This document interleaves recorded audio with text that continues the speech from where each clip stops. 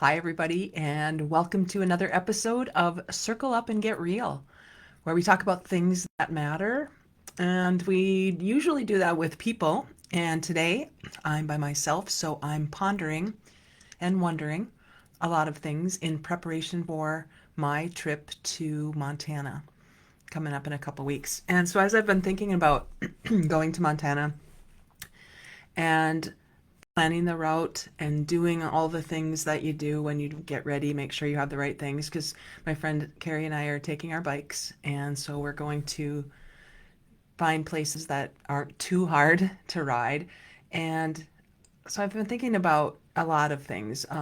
Life is a journey. My friend Jeff used to say that a lot. Life's a journey. Joy is in the journey. And my friend Kelly says joy is journey of you. And so as I've been thinking about that and mapping things out and planning things out, uh, I'm wondering if we've heard that term so often, life is a journey, that we've sort of forgotten that it's kind of a cool metaphor to think about. If life really is a journey, then there are probably a lot of things we could expect along the way. If you look at nature or going on a hike, you're going to have hills, you're going to have valleys. You can't control the weather. There might be storms that come up. There will be places to stop, overlooks, places to have a picnic. You'll probably take some wrong turns. I know I have done that before GPS, back in the day. I'm not old. Um, there might be people who walk along with us for some of the way and maybe they stop. I have friends who have done the Camino and I know they've experienced a lot with people along that kind of a journey. None of those things mean we're doing anything wrong. It's all part of the experience. So when we have expectations about the way things should be or the way we want them to be in our own minds, we bring along with us some expectations. I mean, think about if you're going to Glacier. We're going to Glacier, actually. And if I go to Glacier and expect it to be flat because I want to ride my bike and I don't want to work too hard, I'll be disappointed. Imagine going to Yellowstone and being upset because there are geysers. I mean, that just doesn't make a lot of sense. It's kind of laughable in a way. Those are the things that make the places we say we want to see what they are. That's part of their allure, part of their charm. But sometimes we expect things to be different.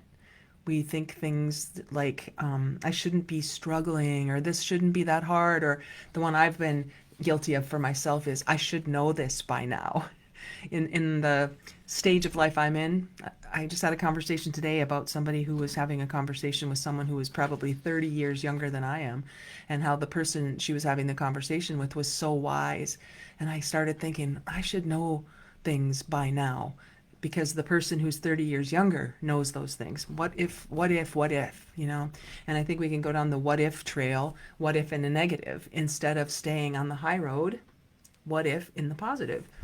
So we don't, in life, let's just go back to the metaphor of life. We don't get to choose everything, right?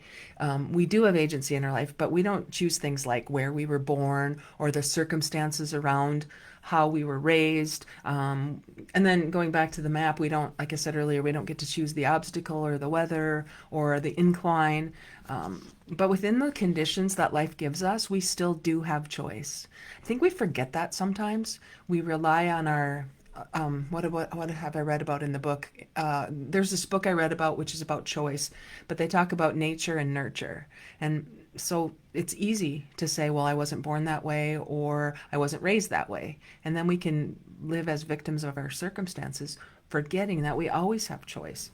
Not perfect choices, not unlimited choices for sure, but they're meaningful ones. And maybe that's where we really have agency in our own lives. We get to decide how we travel through the things we encounter. I mean, it's hard to argue with that because sometimes I want to. I want to be in that yeah, but space. It's hard to argue with that. So I think about traveling. I was telling you earlier before I traveled before GPS. There was a day when we used to have paper maps, like a map that fit in your glove compartment. And you would take this map out and look at where you were going, and then you could never fold it back up and get it back in. So you just kind of, maybe this is giving away too much information. I would like almost crumple it up and stick it back in the glove compartment. And then there came a point at which we had navigation, like, I don't even remember what it was called, but you could print out your turn by turn directions, and you could go MapQuest, I think it was called. And that was really helpful. And then eventually I had a TomTom, which was a GPS, a global positioning system, which I plugged into my car somehow, and then you'd type in where you wanted to go and it would guide you. And now that's kind of built in. Navigation systems are sort of built in. But what I really love about GPSs or navigation systems is they never beat you up for taking a wrong turn. They're very, I mean, at least mine doesn't. It never says you're stupid. What were you thinking? You blew it. You made a wrong turn. It says recalculating. Recalculating. No shame, no judgment. Just you told me where you wanted to go. I'm telling you that you took a turn that took you off the path, but let's just figure out where you are now. I wish we treated ourselves that kindly sometimes. So a GPS can't do anything for us until it knows two things. It needs to know where you are and where you want to go. And for many people, those are really difficult questions. I remember my friend Steve Farber, who wrote a book called The Radical Leap. And in that book, there's a story about a guy who calls another guy up and gets his answering machine. And it says, you may think this is an answering machine, but it's really not. It's a questioning machine. And I have two questions for you. Who are you and what do you want? Now, before you think those are trivial questions, just consider that very few people ever find the answer to either one. Beep. That was an answering machine message. It's kind of similar to this. Who are you and what do you want are very similar to where are you and where do you want to go. So sometimes we might spend years trying to figure out either of those two questions. And if we answer them or try to answer them in the wrong order, like where do you want to go before we know where we are, we're going to be driving in circles. And so, and again, I guess it could work the other way too. We know where we are, but we've never thought about where we want to go. Either way, we're either stuck or we're spinning and we're not getting where we want to go. So the GPS tells us where to go. It's an external thing that we program and tell. We also have an internal compass, and a compass will help us know ourselves well enough. The technology will help us once we program it, but our values are going to be what guides our direction in the first place. So when life gets confusing, our compass is actually going to be more helpful than any external map or even a GPS. And for me, I've been calling that discernment. It's the place where I get to take all the information in my head, and then put it together with what's in my heart, my intuition, and then put that all together with my instinct, my gut. And in that space of putting those three things together, I can discern and find my true north again and again. It's a conscious effort for me to recalculate without the external technology. So I've learned that, I thank you to Aaron Hendon for this word, but one of my favorite words is cottywomple. I've probably mentioned it if you've heard me speak or heard anything about what I've said in the last year, I suppose. I've been talking a lot about cottywompling. And the term, actually, you can look it up, you could Google it. It means to travel purposefully toward a vague destination. To travel purposefully toward a destination which still may be a little bit vague. I love that definition because it reminds us that life doesn't always turn out exactly the way we plan. We might know the direction, we just don't know every single step, and we don't have to. But if we stay stuck because we can't take the first step without knowing exactly how we're going to get there, we will stay stuck. I think it was Martin Luther King Jr. who said you don't have to see the whole staircase. You just take the first step. And in that space of being courageous enough to take off even when everything's not perfect, that's what I really see being a leader of my life is. Taking action towards something, even if it's not perfectly figured out yet. And so when I think about biking and I think about what I've been learning in the last, how long has it been now? All of May, all of June, all of July, 3 months. I've ridden every single day since I've had the bike. And I think about trails and I like paved trails. I'm not great at biking and great enough yet that I am off-roading anything here. But I love that because there are trail guides. There's such a thing as a little sign that will tell you where you are and where to go. I don't think it's because those guides eliminate uncertainty. It's because they might tell us this is what other people have learned. And I'm going to Montana. I'm guessing I'll learn a lot more about this experientially, where rocks can fall or water could go over the road, or there's a lot of things that could happen because people have been there before. GPS does this too. Now, if there's a road, something happening on the road ahead, and they'll ask you, is it still there? So that you can help crowdsource the information for the GPS. That's really helpful. And it doesn't remove those obstacles. It just tells us that there could be obstacles in the way. Watch out, be on the lookout. I think people can be trail guides too, not just signs and not just the GPS, but you could have mentors and teachers and coaches and even authors that you read. I have several authors that I'll read everything they write because I just really love the way they see the world. And it's just maybe people who will be willing to tell you, I've been here before.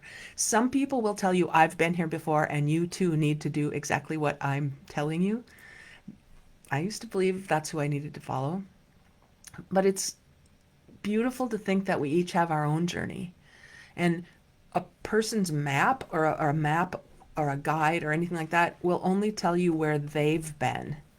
It won't tell you where you could go, the possibilities. No one can walk your personal journey for you.